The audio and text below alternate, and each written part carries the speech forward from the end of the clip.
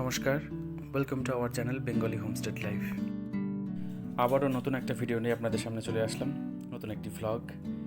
আশা করছি এটা আপনাদের ভালো লাগবে। এই ভিডিওগুলো ছিল বেশ কিছুদিন আগের, কিন্তু আমি এখন ছাড়ছি।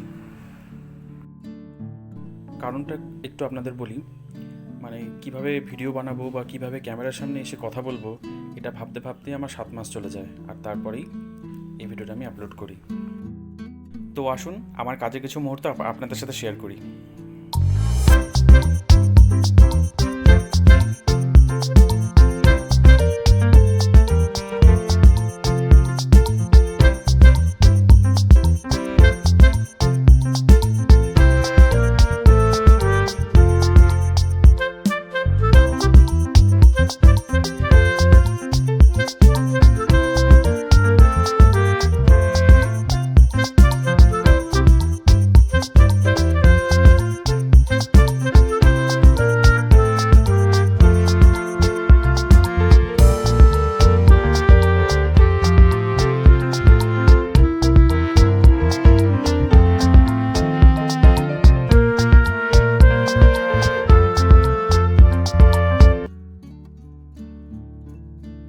তো ওখান থেকে কোনো রকমে তাড়াহুড়ো করে কাজ করে বেরিয়ে এসেই আমি চলে এসেছিলাম দিদির বাড়িতে এসেই মমকে সাজানো শুরু করে দিয়েছিলাম।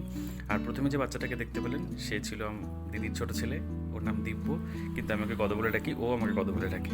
তো যাই হোক, ওরও তাড়াহুড়া ছিল প্রচণ্ড, কারণ 9টা থেকে 9:30টার মধ্যে ওকে বেরোতে হতো। তাড়াহুড়া করে কোনো রকমে সেজে গুজে ও বেরিয়ে যায়।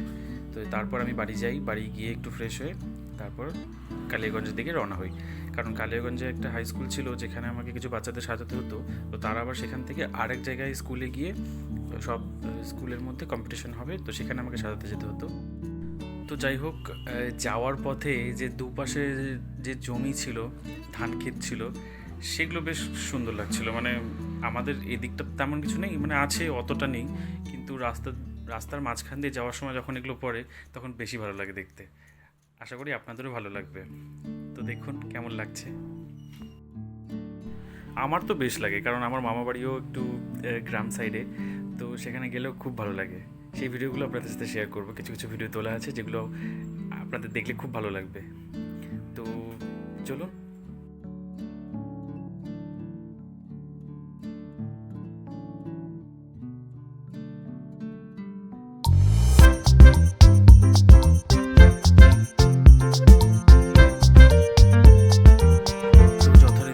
বাস থেকে নেমে আমি টোটো ধরে নিয়ে তো যথারীতি টোটোওয়ালাও আমাকে প্রায় আধা ঘন্টা বসিয়ে রাখে, যে প্যাসেঞ্জার না হলে উনি যাবেন না।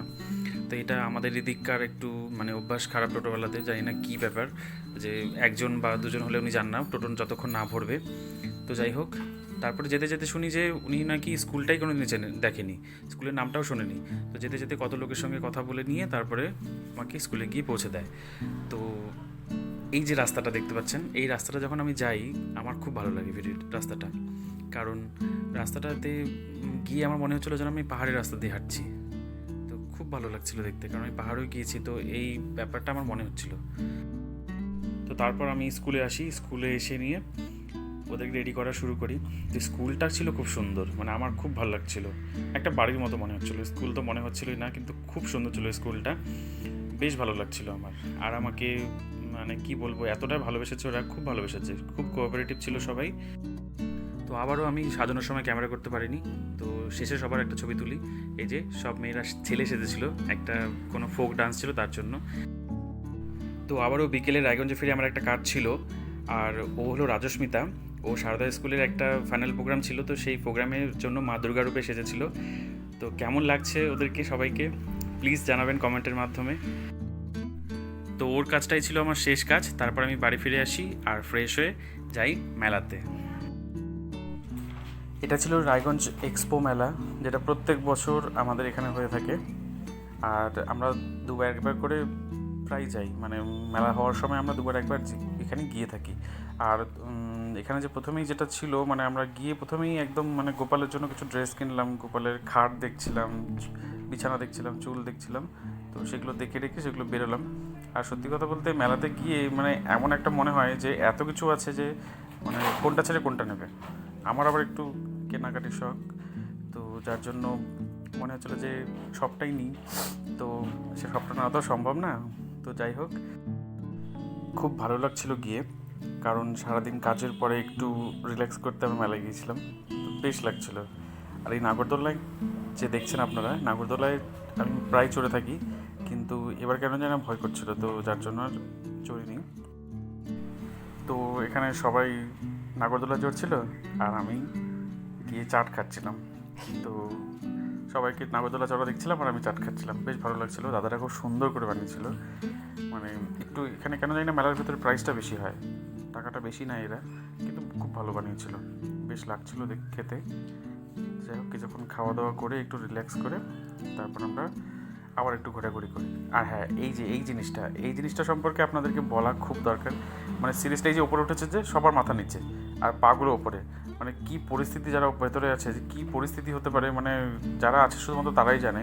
মানে এখানে গেলে পরে যারা হার্টের পেশেন্ট থাকবে তারা জীবিত ফিরবে না, মানে এরকম একটা পরিস্থিতি। মানে এটা মানে সাংঘাতিক পরিস্থিতি এটা। যাকে তো এটা দেখাশোনার পরে, মানে ওরা ওখানে ভেতরে যারা যারা ছিল তারা কেউ আর চুপ ছিল না, মানে এত চিৎকার করছিল সবাই মিলে। যাকে তো যাই হোক, তারা কোনো রকমের নামে, একজন তো বমি করে ফেলেছিল লাস্টে, মাথা ঘুরে। তো তারপর আমরা কোনো রকমে খাওয়া দাওয়া করে সেখান থেকে বেরিয়ে যাই।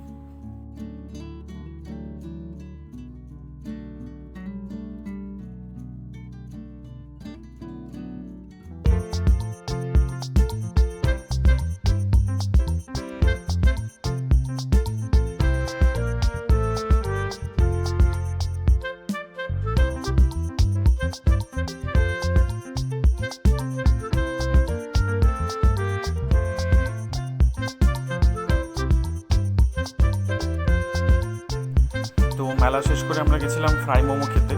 এই দাদাটা খুব ভালো ফ্রাই মোমো বানায় রেখেছে, এই দোকানের কথাটা আপনাদেরকে আরেকদিন বলবো, বেশ ভালো লাগে।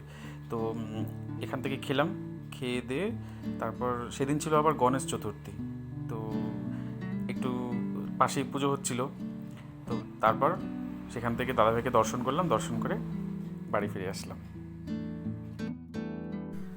আর গণেশ ঠাকুরকে আমি দাদাভাই বলে ডাকি, কারণ আমার তো নিজের কোনো দাদা ভাই বা দিদি বোন কিছু নেই বা কেউ নেই। তো আমি ছোটোবেলা থেকে একদমই ছোটোবেলা থেকে, প্রায় ধরুন তখন 10-11 বছর বয়স, তখন থেকে আমি গণেশ ঠাকুরকে দাদা ভাই বলেই ডাকি।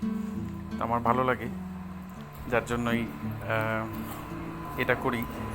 আর সত্যি কথা বলতে একটা নিজের মতো মনে হয়, কেন জানি না, কারণ আমি ঠাকুরে খুব বিশ্বাসী, তাই জন্য। তো ভিডিওটি কেমন লাগলো অবশ্যই কমেন্টের মাধ্যমে জানাবেন।